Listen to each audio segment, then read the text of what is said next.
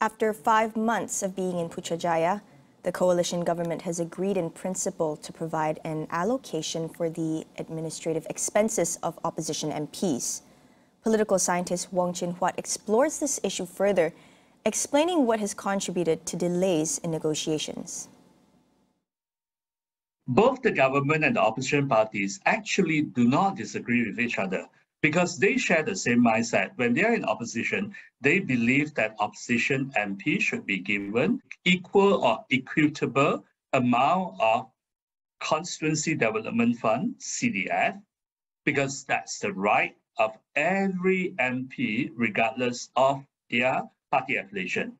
But when they become government, they believe then it is up to the government, it's a government mercy if they want to give it to the opposition.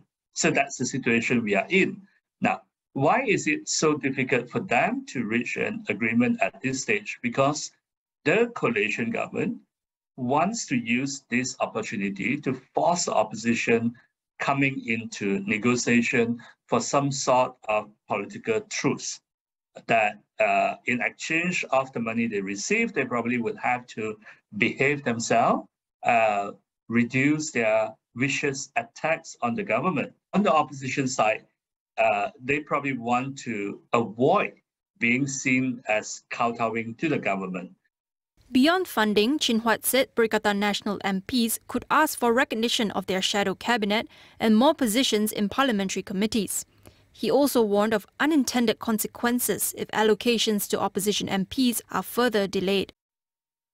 Now, while the government parties may think that this will harm the opposition MPs of their chance of getting re-elected, but the opposition MP, for the fact that they are depriving the money to buy goodwills from the voters, are likely to take on more radical path in attacking the government.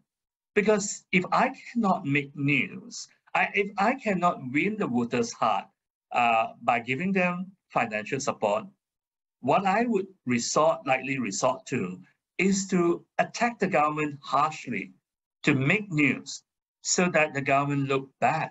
In that sense, there's no guarantee that the loser in denying Constituency Development Fund to the opposition MPs is limited to the opposition themselves.